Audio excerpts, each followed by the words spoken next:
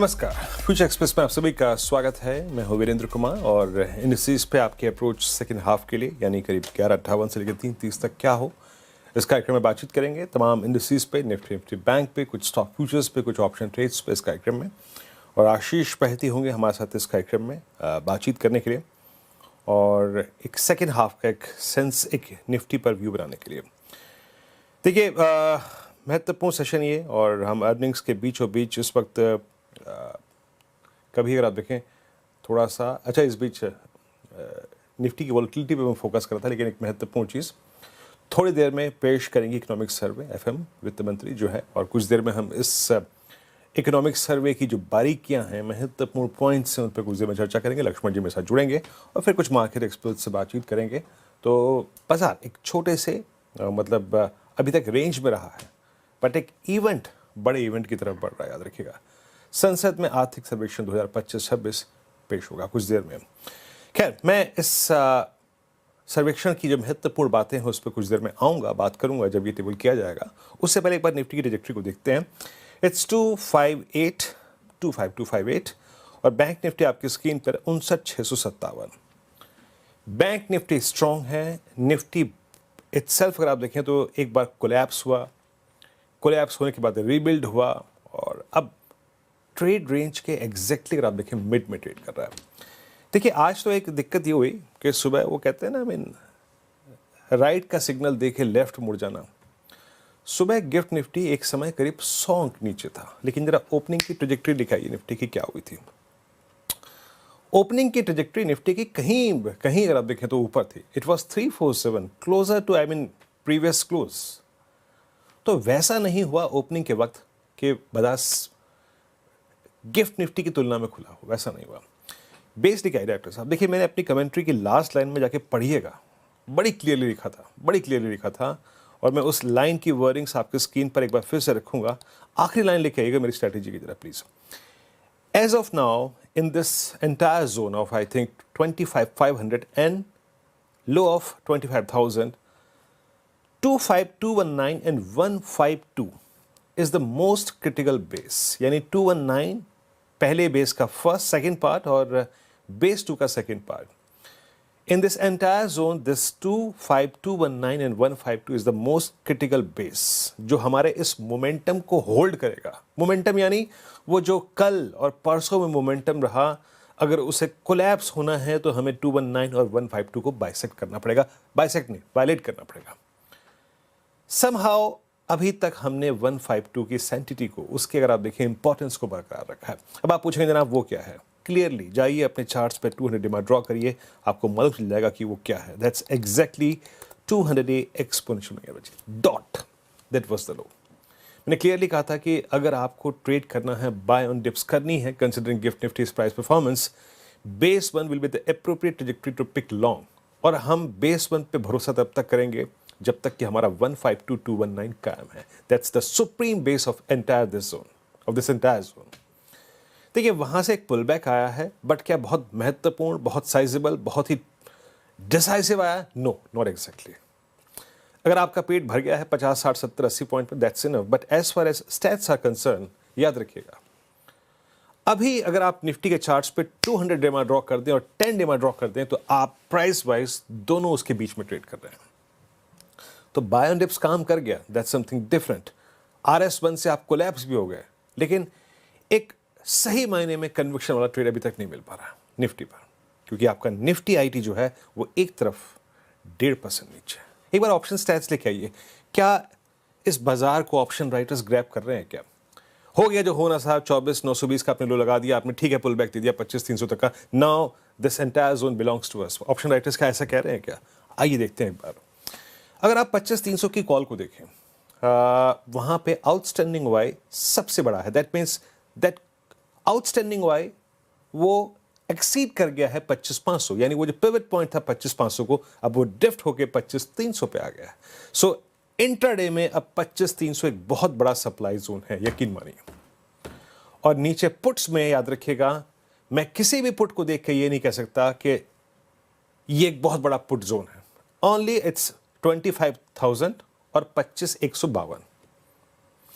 ये 150 पॉइंट है जो कि अब आपका नीचे एक बेस एस्टेब्लिश करते हैं। संसद की कार्रवाई चल रही है, कुछ देर में जो है वो टेबल किया जाएगा इकोनॉमिक सर्वे, हम उस पर जाएंगे, लेकिन निफ्टी पे मैंने अपना व्यू दे दिया। As of now it's range bound, decisive move above 320 and a collapse only below 152। Nifty bank लेके आई स्क्रीन पे। मोर प्रॉमिसिंग, जैसे कहते हैं ना, आई मीन अकेला चला लेकिन बेहतरीन चला, बेस लेके आइएगा। कल की तेजी के बाद कलेक्ट अगर कहीं पर लॉन्ग करना है, वो क्या था?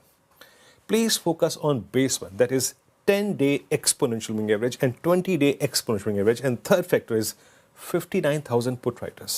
इन तीनों का जोन है, दैट्स 59276 and 405। आया सिंक हुआ, यहीं से शूट अप हो गया।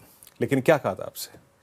इन एनी सर्कमस्टेंसेस, किसी भी सर्कमस्टेंसेस में, कंसिडरिंग द फैक्ट कि आपकी दोनों फोर्सेस, पीएसयू बैंक चल रहे हैं तो प्राइवेट बैंक नहीं चल रहे हैं, प्राइवेट बैंक चल रहे हैं तो पीएसयू नहीं चल रहे हैं, कलेक्टिवली अपने economic survey 25-26 statistical appendix WhatsApp में आ रहे हैं।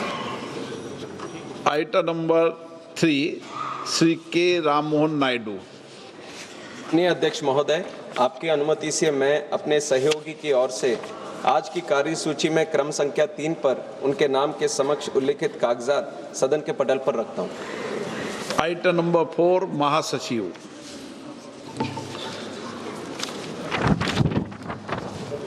Sir, I lay on the table the following 4 bills passed by the Houses of Parliament during the 6th session of the 18th Lok Sabha and assented to by the President since a report was last made to the House on the 2nd December 2025. 1. The Manipur Goods and Services Tax, Second Amendment Bill 2025. 2. The Central Excise Amendment Bill 2025. 3. The Health Security Say National Security Cess Bill 2025. 4. The Appropriation Number 4 Bill 2025. I also lay on the table copies duly अभी आप संसद की कार्रवाई देख रहे हैं। कुछ देर पहले ही अगर आप देखें, वित्त मंत्री साहिबा ने आर्थिक सर्वेक्षण पेश कर दिया है और अब इस सर्वेक्षण की बारीकियों को समझते हैं। और FY27 अनुमान अपर रेंज 7.2% संभव है। That's good, that's important. 16 chapter हैं इस आर्थिक सर्वेक्षण में और याद रखिएगा AI पर एक समर्पित अलग से एक चैप्टर रखा गया है। लक्ष्मण जी मेरे सहयोगी इस वक्त और CNBC आवाज़ के इकोनॉमिक पॉलिसी एडिटर मौजूद हैं।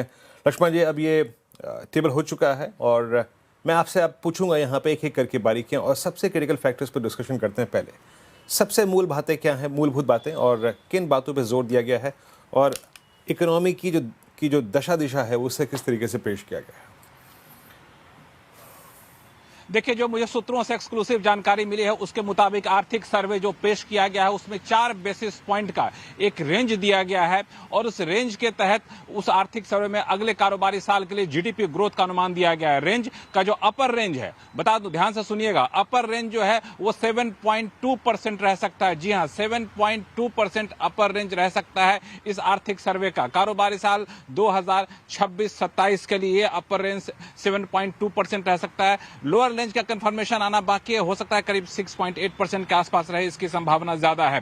तो ये एक काफी बड़ी बात है आर्थिक सर्वे में जीडीपी ग्रोथ का अनुमान 7.2% रहना, क्योंकि जिस तरीके से 2047 तक विकसित भारत का लक्ष्य हमने रखा है उसके हिसाब से हमें जिस तरीके से ग्रोथ रेट को बढ़ाना है उसके लिए महत्वपूर्ण है। और ये 7.2% का अपर रेंज जीडीपी ग्रोथ का रहना ये अपने आप इस मायने में काफी महत्वपूर्ण है क्योंकि जिस तरीके से अंतर्राष्ट्रीय हालात काफी बदले हुए हैं, काफी ज्यादा उथल पुथल मचा हुआ है, उस उथल पुथल के बीच भारत सबसे तेजी से उभरती हुई अर्थव्यवस्था के तौर पर दुनिया के सामने स्थापित हो चुकी है। और वहां पर एक बार फिर से ये बताना कि 7.2% तक हम जा सकते हैं जीडीपी ग्रोथ लेकर के, अपने आप में बहुत ही पॉजिटिव समाचार कहा जा सकता है। और इसमें इस अपर रेंज में जाने के पीछे सबसे बड़ी बात जो आर्थिक सर्वे में बताई गई है वह है घरेलू बाजार में जो क्षमता है, घरेलू अर्थव्यवस्था के मोर्चे पर जो मजबूतियां हैं उसकी गिनतियां यहां पे गिनाई गई है आर्थिक सर्वे में। बता दूं कि आर्थिक सर्वे में कुल अलग अलग करीब 16 चैप्टर हैं। जी हां, करीब 16 चैप्टर हैं और सबसे ज्यादा गहराई से विश्लेषण जिस चैप्टर के तहत किया गया है वो अंतर्राष्ट्रीय हालात में जारी उथल पुथल का,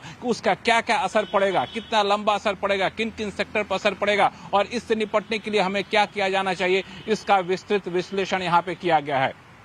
दूसरा जो महत्वपूर्ण चैप्टर है वो है आर्टिफिशियल इंटेलिजेंस को लेकर के। एआई पर विशेष जोर दिया गया है। एआई को एक अवसर के तौर पर कैसे हम मोनेटाइज कर सकते हैं, अवसर के तौर पर कैसे हम भुना सकते हैं, इसका विस्तृत विश्लेषण किया गया। पूरी दुनिया में एआई से किस तरीके का डिसरप्शन चल रहा है उसका विस्तार से विश्लेषण किया गया। किन किन सेक्टर में एआई का असर पड़ेगा और हमें क्या किया जाना चाहिए, इसका रोड मैप आपको आता हुआ दिख सकता है आर्थिक सर्वे में। तीसरी जो महत्वपूर्ण बात है, इसमें ऑनलाइन गेमिंग और हेल्थ पर अलग से एक चैप्टर दिया गया है, जिसमें ऑनलाइन गेमिंग और मेंटल हेल्थ पर पड़ने वाले असर की व्याख्या की गई है। अपने आप एक कह सकते हैं अर्थव्यवस्था से हट करके सॉफ्ट पहलू पे एक जोर दिया गया है। तो ये आर्थिक सर्वे पहले के आर्थिक सर्वे के मुकाबले काफी बड़ा होने की संभावना है। ये आर्थिक सर्वे कई मायनों में काफी महत्वपूर्ण है कि जिस हालात में आर्थिक सर्वे पेश किया गया है, अर्थव्यवस्था में चारों तरफ से चुनौतियां भी हैं लेकिन कई सारे अवसर भी हैं, उसको इस आर्थिक सर्वे में गिनाया गया है। लेकिन सबसे महत्वपूर्ण बात जो मैंने आपको बताया कि आर्थिक सर्वे में जीडीपी ग्रोथ का अनुमान एक रेंज में दिया गया है और अपर रेंज 7.2 रह सकता है। बिल्कुल लक्ष्मण जी, जिस सूरत हाल में इस वक्त हम हैं, मैं सूरत हाल नॉट एग्जैक्टली मैं डोमेस्टिक बात कर रहा हूँ, मैं आप इस वक्त जिस क्लाइमेट में हम हैं, जिस इकोनॉमिक क्लाइमेट में हम हैं, हमारी ट्रेड डील अब तक यूएस से एग्जीक्यूट नहीं है, वो स्केप्टिकल है। हमने ईयू के साथ एक डील कर ली है, कच्चा तेल फिर बढ़ता हुआ। ऐसे में अगर आपने 7.2 से लेकर 6.8 तक की FY27 की जीडीपी ग्रोथ को प्रोजेक्ट किया है, with all ifs and buts, किसी भी दृष्टिकोण से ये एक अच्छा ग्रोथ ट्रेजेक्ट्री माना जाएगा जीडीपी ग्रोथ का? जी बिल्कुल, ये दरअसल बताया गया है कि इस मौजूदा हालात में हमारे पास एक बहुत बड़ी चुनौती है कि हम अपनी इस चुनौती को किस तरीके से आगे लेकर के जाते हैं। ये मुझे लगता है कि उस लिहाज से ये एक बहुत बड़ी बात यहाँ पे आर्थिक सर्वे में बताई गई है। और घरेलू अर्थव्यवस्था में जो मजबूतियां हैं उसका जिक्र किया गया है, क्योंकि ये जो अर्थव्यवस्था है पूरी दुनिया में उथल पुथल के बीच सबकी निगाहें टिकी हुई हैं भारत के ऊपर। सबकी निगाहें टिकी हुई है कि भारतीय अर्थव्यवस्था कैसे आगे बढ़ रही है। जो अलग अलग देशों के राष्ट्राध्यक्षों के बयान भी आपको आपने आते हुए देखे हैं। तो मुझे लगता है कि उस लिहाज से ये काफी महत्वपूर्ण है, ये आर्थिक सर्वे में इस तरह का प्रोजेक्शन करना कि हमारा जीडीपी ग्रोथ 7% से ज्यादा रहने वाला है। तो मुझे लगता है कि ये इस तरह से एक दर्शाता है कि हम किस तरीके से आगे बढ़ रहे हैं। तो ये एक बड़ी बात है अर्थव्यवस्था को लेकर के कि हमारी मजबूतियां अभी बनी हुई हैं। इसमें रूपी डॉलर भी एक महत्वपूर्ण पहलू होगा, इन्फ्लेशन एक महत्वपूर्ण पहलू होगा, जो देखना होगा कि आर्थिक सर्वे उससे निपटने के किस तरह के उपायों का यहाँ पे सिफारिश करता है, उस पर आर्थिक सर्वे में क्या कुछ आउटलुक दिया जाता है। महत्वपूर्ण बात है यहाँ पे। और याद रखिएगा इस बीच निफ्टी का रिएक्शन स्ट्रांग है। देखिए निफ्टी एज ऑफ नाउ, क्योंकि आज थोड़ा सा हम इस इकोनॉमिक सर्वे के आने से पहले स्केप्टिकल भी थे। देखिए ये जो फिगर है ना अपने आप में 7.2% एज 6.8%, ये इंपॉर्टेंट है, ये महत्वपूर्ण है। अनुज हमारे साथ जुड़ चुके हैं इस वक्त, CNBC सेवाज के मैनेजिंग एडिटर। अनुज, मैं यही फिगर्स को देख रहा था कि FY27 के लिए क्या ग्रोथ प्रोजेक्शन है। 7.2 6.8 वही बात है अनुज, जिस एनवायरमेंट में हम हैं इस वक्त। ये फिगर्स क्या बाजार को खुश करेंगे? एटलीस्ट 7.8 6.8 की ट्रैजेक्टरी जो प्रोजेक्ट की गई है इस सर्वेक्षण में। देखिए वीरू, एक चीज़ समझिए कि बाजार को कभी जीडीपी ग्रोथ को लेकर डर नहीं था। और बाजार को ये बात पता है कि जीडीपी के आंकड़े हमारे पिछले 2 क्वार्टर में अच्छे रहे हैं, वो कॉर्पोरेट अर्निंग्स ग्रोथ में नहीं ट्रांसलेट हो रहे हैं। मामला सारा का सारा ये है। लेकिन ये 7.2% का नंबर अच्छा है। सर्वे में जो रुपये पर कहा गया है वो मेरे लिए काफ़ी इंपॉर्टेंट है। सर्वे कह रहा है रुपये में कि भारतीय रुपये ने 2025 में अंडर परफॉर्म किया है। ये एक trade deficit, India runs a trade deficit in goods, it's net trade surplus in services and remittances is not enough to offset it. India depends on foreign capital flows to maintain a healthy balance of payment. When they run drier, rupee stability becomes a casualty. ये जो statement है ना, इसको मैं थोड़ा सा एक positively देख रहा हूँ, क्योंकि कहीं ना कहीं इसका मतलब ये है कि इसको वो मान रहे हैं कि क्योंकि हमारा जो गुड्स में इतना ज़्यादा डेफिसिट है जो सर्विसेज से पूरा नहीं हो पाता है, हमको फ्लोज की ज़रूरत है। और फ्लोज ही हमारे लिए सबसे बड़ी दिक्कत रही है इस मार्केट में। सबसे ज़्यादा दिक्कत जो है वो FI फ्लोज की रही है, आपको पता है। तो क्या कुछ बजट में इसको टारगेट किया जा सकता है, कुछ FIs के लिए कुछ किया जा सकता है? आई थिंक ये मेरे लिए ये एक वीरू एक इम्पॉर्टेंट चीज़ें हैं। बाकी तो खैर और चीज़ें आप डिस्कस कर ही रहे हैं लक्ष्मण जी के साथ, लेकिन from the market point of view मुझे ये लाइन जो है वो इम्पॉर्टेंट लगी। ये एक लाइन थी महत्वपूर्ण, रुपी फैक्टर। और अच्छा अनुज, इसमें बड़ा एक महत्वपूर्ण बात थी इस बार AI को लेकर एक अलग से चैप्टर, 16 चैप्टरों में से AI को लेकर तो कहीं ना कहीं ये बात भी है कि शायद एआई ड्रीम रन जो यूएस में या फिर वर्ल्ड वाइड जारी है उसमें थोड़ा सा हम कहीं पीछे छूटे हैं.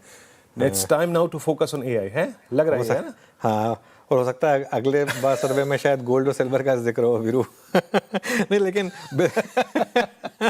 बिल्कुल, लेकिन देखिए एआई रियलिटी है. आई थिंक आप और मैं दोनों जानते हैं कि एआई मतलब अच्छा है. देखिए मैं ये नहीं कहूँगा कि हम पीछे छूटे हैं. ये मतलब यूएस के साथ कंपेयर नहीं कर सकते, वो हर चीज़ में सबसे आगे होता है, तो इसके लिए उनके साथ हम कंपेयर नहीं कर सकते. आपको बाकी के जो इमर्जिंग मार्केट्स हैं उनके साथ कंपेयर करना है अपने आप को. तो आई थिंक ठीक है, एटलीस्ट कम से कम एक चैप्टर डाला तो है. बाकी एक ग्लोबल सिनेरियो को लेकर भी सर्वे रिस्क की बात कर रहा है, तो काफ़ी इंटरेस्टिंग चीज़ें हैं इसमें.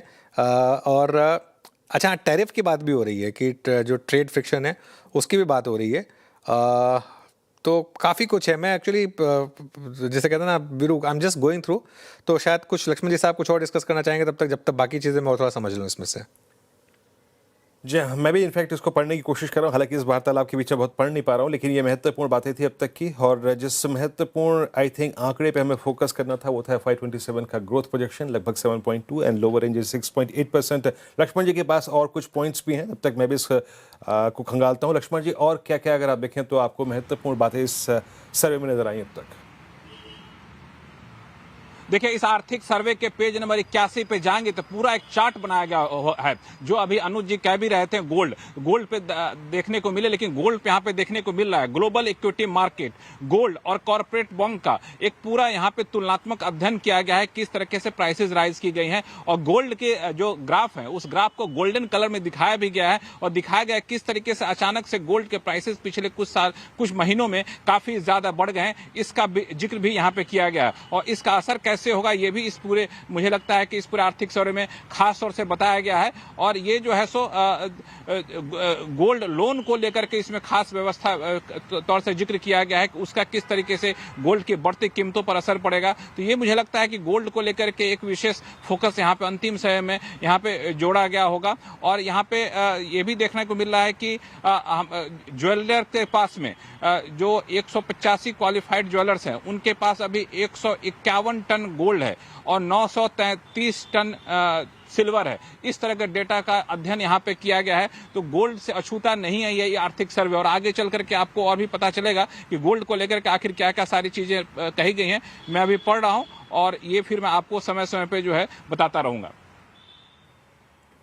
जी हाँ, तो एक गोल्ड पे बात हो गई, रुपये की बात हो गई यहाँ पर, और फॉरेन कैपिटल की बात हो गई. एक फ्रेजाइल एनवायरनमेंट है जिसमें हम इस वक्त हैं, दैट्स क्वाइट विजिबल. और एक और चीज़ 7.2 higher edge and 6.8 lower edge for FY27. अब एक बैंकर के दृष्टिकोण से नंबर्स को समझते हैं, अर्थव्यवस्था को बहुत समझने वाले, और गोल्ड स्पेशली दैट फैक्टर जिस पर भी लक्ष्मण जी बात करते हैं, अनुज बात करते हैं. हम CSB बैंक के MD एंड CEO प्रलय मंडल जी के पास चलते हैं, और देखिए वो एक ऐसे बैंकर हैं, बैंकिंग कारोबार और साथ ही साथ इनका एक गोल्ड फाइनेंस कारोबार एक बहुत महत्वपूर्ण अंश है. मंडल साहब नमस्कार, कार्यक्रम में स्वागत है आपका. मैं आपकी अर्निंग्स पे आता, लेकिन आई थिंक मैं कुछ देर के लिए अर्निंग्स से हट के मैं इस इकोनॉमिक सर्वे जो आज पेश किया गया है उस पर थोड़ी सी आपसे बात करना चाहूँगा. आप economic environment both domestic and global समझते हैं, और इसमें अगर 7.2 और 6.8% की ग्रोथ ट्रैजेक्टरी प्रोजेक्ट की जा रही है, आप कैसे मानेंगे ये फिगर्स को? अगर हम इस पर भी जाकर स्ट्राइक कर जाएं अगले वित्त वर्ष में, कितना सही रहेगा ऐसे ग्लोबल एनवायरनमेंट में, चैलेंजिंग एनवायरनमेंट में, जहां जियोपॉलिटिक्स जो है वो चरम पे है इस वक्त? नमस्कार वीरेंद्र जी. जीडीपी का जो प्रोजेक्शन किया है 6.8 to 7.2 काफ़ी अच्छा है. और ऑलराउंड ग्रोथ डेवलपमेंट, और सबसे अच्छा बात जो आप लोग कर रहे थे कि वो डोमेस्टिक इकोनॉमी के ऊपर डिपेंड करता है. हेंस वो जो ग्लोबल जो एनवायरनमेंट है, इन स्पाइट ऑफ हमारे पास इतना चैलेंज है ग्लोबल, जो bilateral all those discussions are going on with US. Of course, EU discussion was positive, but overall, in spite of all these challenges, we will be one of the highest GDP growth, which talks about the resilience जो है हमारा economy का, और resilience clearly समझ में आ जाता है, और all round growth है. इन्फ्लेशन भी अभी RBI का रेंज से नीचे है, अभी थोड़ा बहुत बढ़ेगा लेकिन फिर भी नीचे ही रहेगा। और ओवरऑल लिक्विडिटी लेके थोड़ा सा चैलेंज है मार्केट में, but otherwise liquidity, I'm talking about the funding liquidity for the banks. Otherwise, I think it's a very, very good sign, and hopefully we should be able to sustain this. क्योंकि globally ये level का GDP growth would put us right on top in the chart. जी हाँ। चलिए मैं आता हूँ आपके numbers पे, लेकिन इस बीच अगर आप देखें उस आर्थिक सर्वे की महत्वपूर्ण बातें देखिए, करेंसी और जो ग्लोबल कमोडिटी प्राइसेस हैं, दैट्स अ रिस्क। वो क्लियरली कहा गया है कि आगे के एक साल में वो एक बहुत बड़ा रिस्क है। Metal prices, precious metal prices, commodity prices जो वो एक रिस्क हैं। अच्छा प्रलय जी, मैं कुछ देर के लिए आपके नंबर्स पे आता हूँ। नंबर्स आपके नेट प्रॉफिट अगर आप देखें मोर और लेस फ्लैट रहा है इस क्वार्टर में। आपके एसेट क्वालिटी में एक इम्प्रूवमेंट था, ग्रॉस एनपीएस रिड्यूस हुए, नेट एनपीएस रिड्यूस हुए। बट मैं देख रहा था सर, मैं थोड़ा समय का अभाव है तो एग्जैक्टली क्रिटिकल पॉइंट्स पे स्ट्राइक करना चाहूँगा। Slippages for this quarter quite high, reason क्या रहा, थोड़ा समझाएंगे मेरे को। और ये towards the end of this fiscal क्या ये थोड़ा सा कंट्रोल होंगे, और रीज़न क्या था स्लिपेजेस का इतना बढ़ने का? अब ठीक बताया वीरेंद्र जी, क्योंकि स्लिपेजेस थोड़ा बढ़ गया, लेकिन ऑलरेडी हम लोग देख रहे हैं कि जो अकाउंट्स हुआ है वो सेमी में प्राइमरीली हुआ है। रिटेल मोरलेस सिमिलर है, होलसेल में स्लिपेज ज़्यादा कुछ है ही नहीं। मेनली एसएमई में हुआ है। 10 अगर अकाउंट्स में है, उसमें 2 अकाउंट्स ऑलरेडी हम लोग ऑलरेडी अपग्रेड कर चुका है इस क्वार्टर में। तो हमारा जो मानना है कि इस क्वार्टर में हम लोग काफ़ी हद तक उसको रिकवर कर देंगे, और बिटवीन ये Q4 अगला साल Q1 के अंदर ये जो स्लिपेजेस हुआ है काफी कुछ रिपेयर हो जाएगा। So from that perspective upgrade process is in place. Net net हमारा जो स्लिपेज हुआ है it will not translate into overall annual GNP NNPA और क्रेडिट कॉस्ट। हम लोग को इतना इसको लेके स्ट्रेस नहीं है। As the year closes we should be able to give a much better number on slippages, NPA and credit cost. Okay अच्छा, ये सर आपका NIMs if I am not wrong it's 3.86 for this quarter ना? 3.86 हाँ। Versus 3.81। या I mean your मतलब मैं एक second, हाँ मैं अगर कंपेयर करूं तो ये I think 5 basis point improve हुए हैं वर्सेस लास्ट क्वार्टर। आप उन चुनिंदा बैंकों में से हैं जिन्होंने एनआईएम्स अपने इस क्वार्टर में बढ़ाने में आप सक्षम रहे हैं। एनआईएम्स की ट्रेजेक्टरी क्या देखते हैं आप, और जो फुल ईयर का एनआईएम्स गाइडेंस क्या रहेगा आपका? देखिए हम लोग का Q1 में लास्ट क्वार्टर ऑल्सो हम लोग 3.51 से 3.81 तक लेके गया था, और इस क्वार्टर में 3.81 से 3.86। तो मैं कमेंट्री दिया था कि ऐसे ही होगा, हमारा ट्रेजेक्टरी पॉजिटिव रहेगा एनआईएम में, क्योंकि हमारा डिपॉजिट कॉस्ट थोड़ा सा कम हो रहा है, हमारा फॉरेन करेंसी बोरोइंग में सोफर के साथ साथ कम हो रहा है, और हमारा फिक्स्ड रेट लोन 60% है पोर्टफोलियो का। इसलिए विथ रिपो रेट डिक्रीज ईबीएलआर में थोड़ा इम्पैक्ट होता है, लेकिन फिक्स्ड रेट में उतना इम्पैक्ट नहीं होता है। सो फ्रॉम दैट पर्सपेक्टिव 3.86 जिधर आया है, बट हमारा गाइडेंस मोरलेस है, हम लोग 3.7 से 3.9 का बीच में रहेंगे। Hopefully will be the higher end of the curve by the end of this year. Sir अब मैं गोल्ड के बारे में आपसे ना पूछूं तो ये बेईमानी होगा सर। आज सुबह गोल्ड 180 था, 1.8 है ना। Your gold disbursement approximately 19,000 crore रुपए की रही है इस बार। I mean substantial hike, I mean versus last year. कितना कंट्रीब्यूट कर रहा है आपके बुक्स में इस वक्त, और आप कितनी ग्रोथ इस पोर्शन में देख रहे हैं इस वक्त आने वाले लगभग 6 महीने में और या फिर साल भर में? देखिए गोल्ड लोन हमारा प्राइम प्रोडक्ट है, वाइल हम लोग बाकी फ्रेंचाइज भी बिल्ड कर रहे हैं, wholesale, SMA, retail, all of that. लेकिन अभी अपॉर्चुनिटी है गोल्ड लोन में, क्योंकि ये गोल्ड का जो डिमांड है मार्केट में काफ़ी अच्छा है। और वर्किंग आजकल क्या होता है कि हम लोग जो सेगमेंट में फोकस कर रहे हैं ये गोल्ड लोन वर्किंग कैपिटल में भी जा रहा है। तो this is replacing also some of the retail and SME segment of the businesses, specially the lower end of the SME and retail segment. And हमारा एवरेज टिकट साइज 4 लाख के ऊपर है, तो वो वर्किंग कैपिटल वाला गोल्ड लोन भी हम लोग अच्छा चल रहा है। इसके लिए ओवरऑल ग्रोथ हो रहा है। प्राइस के ऊपर हम लोग उतना डिपेंड नहीं करते हैं, क्योंकि हमारा उसका एडवांटेज लेके हम लोग पोर्टफोलियो रिस्क कवर्स कर देते हैं। क्योंकि ये हमारा अभी एलटीवी 55% तक आ गया होगा, and we don't increase business based on gold prices alone, because जो ऊपर जा सकता है वो नीचे भी आ सकता है. तो from that perspective, as a banker we have to be risk hours.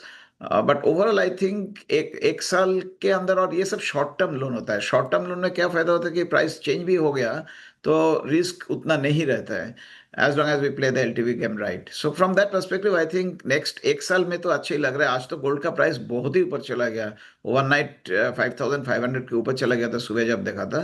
तो ये वोलेटिलिटी है थोड़ा सा, so you have to be careful as cautious bankers. आजकल सभी गोल्ड देख रहे हैं प्रलय जी, आप ही नहीं, हम भी नहीं, पूरा ज़माना गोल्ड देख रहा है. मैं शायद, मेरे पास वक्त होता तो प्रलय जी आपसे थोड़ी सी बात और करता नंबर्स पे. आई मीन क्रेडिट कॉस्ट को लेकर, डिस्बर्समेंट्स को लेकर, डिपॉजिट्स ग्रोथ को लेकर. आज समय का थोड़ा अभाव है. But anyway sir, thanks very much for joining us and best of luck with the next quarter.